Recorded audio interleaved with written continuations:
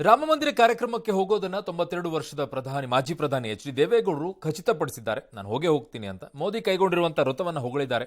ಅವರೇ ದೈವಶಕ್ತಿ ಇದೆ ಅಂತ ಹೇಳಿದ್ದಾರೆ. ಇನ್ನು ಮಂದಿರ ನಿರ್ಮಾಣಕ್ಕೆ ಪ್ರಧಾನಿ ಮೋದಿ ತೆಗೆದುಕೊಂಡ ಕ್ರಮಗಳು ಶ್ಲಾಘನೀಯ. ಹಿಮಾಚಲ ಪ್ರದೇಶದ ಕಾಂಗ್ರೆಸ್ ಅಧ್ಯಕ್ಷೆ ಪ್ರತಿಭಾ ಸಿಂಗ್ ಮೆಚ್ಚುಗೆಯನ್ನು ವ್ಯಕ್ತಪಡಿಸಿರೋದು. ಸೊ ಈ ಕಡೆಗೆ ಪ್ರಾಣ ಪ್ರತಿಷ್ಠಾಪನಾ ಮಹೋತ್ಸವಕ್ಕೆ ಬರೋರಿಗೆ ಅಯೋಧ್ಯೆಯಲ್ಲಿ 45 ಕಡೆಗಳೆಲ್ಲ ಭೋಜನ ಶಾಲೆಗಳನ್ನ ತೆಗೆದಿದ್ದಾರಂತೆ. ಇನ್ನು ಅಮೆರಿಕಾದಲ್ಲಿ ತುಂಬಾ ರಾಮೋತ್ಸವದ ಸಂಭ್ರಮ ಕೂಡ ಜೋರಾಗಿದೆ. NDA ಸಂಚಾಲಕರಾಗಿ ಖರ್ಗೆ ಆಯ್ಕೆಯಾಗಿದ್ದಾರೆ. ಈ ಮಂದಿರದ ವಿಚಾರದಲ್ಲಿ ಒಂದು ಪಾಯಿಂಟ್ ಹೇಳ್ತೀನಿ. ಅಡ್ವಾಣಿನೂ ಅದನ್ನೇ ಹೇಳಿದ್ದಾರೆ ಎಲ್ಲ ಒಂದು ಕಡೆ ಆರ್ಟಿಕಲ್ನಲ್ಲಿ. ನಾನು ಸಾರಥಿಯಾಗಿದ್ದೆ, ಬಹುಶಃ ರಾಮನೇ ಮೋದಿಯನ್ನು ಆಯ್ಕೆ ಮಾಡಿದ್ನೇನೋ ಆ ದಿನವೇ ಇದರ ನಿರ್ಮಾಣಕ್ಕಾಗಿ. ಒಂದನ್ನು ನೆನಪಿಟ್ಕೋಬೇಕೆಲ್ಲರೂ, ಯಾವುದೇ ಇಂತಹ ಹೋರಾಟಗಳಿಗೆ ರಾಜಕೀಯ ಶಕ್ತಿ ತುಂಬದಿದ್ದರೆ ಆ ಹೋರಾಟಗಳು ತಾರ್ಕಿಕ ಅಂತ್ಯವನ್ನು ಕಾಣಲಿಕ್ಕೆ ಸಾಧ್ಯವೇ ಇಲ್ಲ. ಫ್ರೀಡಮ್ ಸ್ಟ್ರಗಲ್ನಲ್ಲಿ, ಸ್ವಾತಂತ್ರ್ಯ ಹೋರಾಟದಲ್ಲಿ ಗಾಂಧೀಜಿ ಹೋರಾಟವನ್ನು ಮಾಡಿದ್ರು, ಅದಕ್ಕೆ ಒಂದು ರಾಜಕೀಯ ಶಕ್ತಿಯಾಗಿ ಬಂದದ್ದು ಕಾಂಗ್ರೆಸ್ ಸ್ಥಾಪನೆ. ಹಾಗೆ ಮಂದಿರ ವಿಚಾರದಲ್ಲಿ ನೀವು ಇಷ್ಟಪಡ್ತಾರೋ ಬಿಡ್ತಾರೋ, BJP, RSS ಅಥವಾ ಸಂಘಟನೆಗಳು, VHP ಇನ್ನಿತರ ಸಂಘಟನೆಗಳು ಅದರಲ್ಲಿ ಆಸಕ್ತಿಯನ್ನು ಪಡೆದು ಅದನ್ನು ಜನಮಾನಸದೊಳಗೆ ತರದಿದ್ದರೆ ಈ ಹಂತಕ್ಕೆ ಅದು ಹೋಗ್ತಾ ಇರಲಿಲ್ಲ. ಹೌದು, ಸಾಧ್ಯನೇ ಇಲ್ಲ. ಇನ್ನು ಯಾಕೆ ಇಷ್ಟೊಂದು ಕೋಪ ಮಾಡ್ಕೋತಿದ್ದೀರಿ ಎಲ್ಲರೂ ನಂಗೆ ಅರ್ಥ ಆಗ್ತಿಲ್ಲ. ರಾಷ್ಟ್ರಪತಿಗಳನ್ನು ಕರ್ಕೊಂಬನ್ನಿ ಅನ್ನೋದ್ರಲ್ಲಿ ಒಂದು ಕ್ಯಾಣ ಇದೆ. ಅದರಲ್ಲಿ ಒಂದು ಪ್ರಧಾನಿ ಬೇಡ ಅಂತ, ಎರಡನೇದು ಅವ್ರು ST ಅವ್ರನ್ನ ಕರ್ಕೊಂಬರ್ಬೋದು ಅನ್ನೋ ಥರದ್ದು ಅರ್ಥ.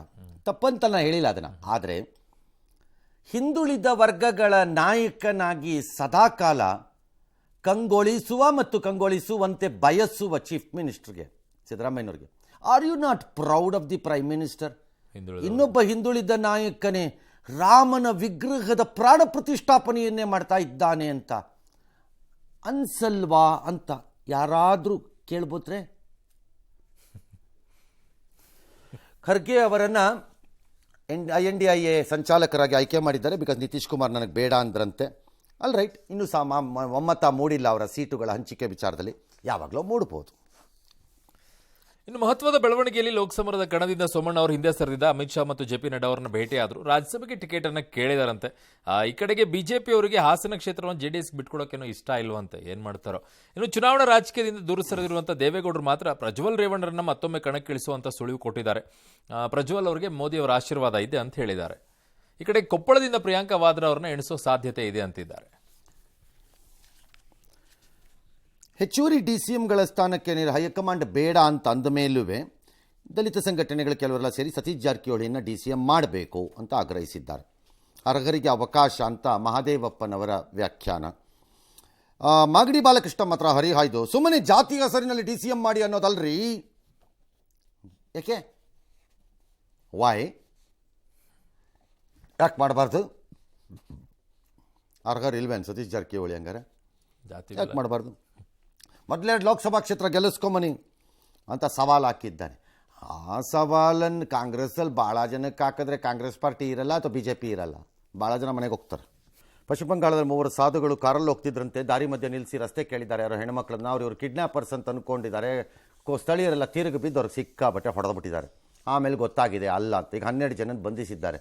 BJP ಹೇಳ್ತಾ ಇದೆ, ಯಾಕಂದರೆ ಪುರುಲಿಯಾನಲ್ಲಿ ನಡೆದಿರುವಂಥ ಪ್ರದೇಶ ಸ್ವಲ್ಪ ಸೂಕ್ಷ್ಮ, ಅದು ಹಿಂದೂಗಳಿಗೆ ರಕ್ಷಣೆ ಇಲ್ಲ ಅಂತ ಈಗ ಅಲ್ಲಿ BJP ಕಿಡಿಕಾರಿದೆ. ಇನ್ನು ಅವಧಿ ಮೀರಿ ಪಾರ್ಟಿ ಆರೋಪ ಪ್ರಕರಣಕ್ಕೆ ಟ್ವಿಸ್ಟ್ ಸಿಕ್ಕಿದೆ. ನಾವು ಊಟಕ್ಕಷ್ಟೇ ಸೇರಿದ್ವಿ, ಪೊಲೀಸರು ಯಾರು ಬಂದೇ ಇರಲಿಲ್ಲ ಅಂತ ನಿನ್ನೆ ಸೆಲೆಬ್ರಿಟಿಗಳೆಲ್ಲ ಹೇಳಿಕೆಯನ್ನ ಕೊಟ್ಟಿದ್ರು. ಈಗ ಅನುಮಾನ ಬರ್ತಾ ಇರೋದು ಪೊಲೀಸರ ಸುಳ್ಳು FIR ದಾಖಲಿಸಿದ್ರ ಅಂತ. ACPಗೆ ಪೊಲೀಸ್ ಆಯುಕ್ತರು ಸೂಚನೆ ಕೊಟ್ಟಿದ್ದಾರೆ, ವರದಿ ಕೊಡಿ ಅಂತ. ಬೆಳಗಾವಿ ಆಯುಕ್ತರು, ಪಾಲಿಕೆ ಆಯುಕ್ತರು ಹೇಳ್ತಿದ್ದಾರೆ, ಯಾರ್ಯಾರು ಬೋರ್ಡನ್ನು ನಾಮಫಲಕವನ್ನು ಕನ್ನಡದಲ್ಲಿ ಹಾಕಲ್ಲ ಅದರದಲ್ಲ ಇದನ್ನು ರದ್ದು ಮಾಡ್ತೀವಿ ಅಷ್ಟೇ ಅಂತ ಹೇಳಿದ್ದಾರೆ.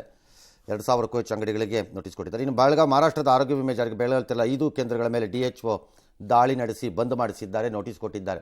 ನಿನ್ನೆ ನಾನು ನ್ಯೂಸಲ್ಲಿ ಬಂದಾಗಲೂ ಅಂದೆ, ಏನರಪ್ಪ ಇಲ್ಲ ಕಳ್ಳೆಕಾಯಿ ಬೀಜ ತಿನ್ಕೊಂಡು ಕೂತಿದ್ದೀರಾ? ಒಂದು ಸ್ವತಂತ್ರ ಒಂದು ರಾಜ್ಯದ ಒಳಗಡೆ ಈ ರೀತಿ ನಡೆಸ್ತಾ ಇದ್ದಾರೆ ಅಂದರೆ. ಪಾಕಿಸ್ತಾನದವನು ಬಂದು ISI ಬ್ರ್ಯಾಂಚನ್ನು ಬೆಂಗಳೂರಲ್ಲಿ ಓಪನ್ ಮಾಡಿದ್ರೆ ಏನು ಮಾಡುತ್ತೆ ಭಾರತ? ಇದು ISI ಅಲ್ಲ, ಒಪ್ಕೋತೀನಿ ನಾನು. ಆದರೆ ಇದು ಹಾಗೆ ಎ ಟೆರಿಟರಿ ಆಫ್ ಎ ಸ್ಟೇಟನ್ನು ನಾವು ಬಾಯಿಗೆ ಬಂದಂಗೆ ಮಾಡ್ತೀವಿ ಅಂದರೆ ಅರ್ಥ ಏನು? ಇನ್ನು ನಸೀಬು ಗಟ್ಟಿ ಇತ್ತು ಅನ್ಸುತ್ತೆ. 2,000 ಅಡಿಯ ಪ್ರಪಾತಕ್ಕೆ ಒಂದು ಲಾರಿ ಬೀಳುತ್ತೆ. ಲಾರಿ ಚಾಲಕ ಬದುಕುಳಿದಿರುವಂತಹ ಘಟನೆ ಚಾರ್ಮಾಡಿ ಘಾಟ್ನಲ್ಲಿ ಸೋಮನಕಾಡು ಬಳಿ ನಡೆದಿರೋದು. ಈಗ ರಕ್ಷಣೆ ಮಾಡಿ ಆಸ್ಪತ್ರೆಗೆ ದಾಖಲು ಮಾಡಿದ್ದಾರೆ. 2,000 ಅಡಿ ಬಿದ್ದ ಮೇಲೆ ನಿಜವಾಗ್ಲೂ ಅದೃಷ್ಟ ಅಂದರೆ ಅದೇ ಇರಬೇಕು ಅಂತ ಅನ್ಸತ್ತಪ್ಪ. ಏನೋ ಗುಡ್, ಅಟ್ಲೀಸ್ಟ್ ಅವನಿಗೆ ಅದೃಷ್ಟ ಇತ್ತು, ಬದುಕಿದ್ದಾರೆ.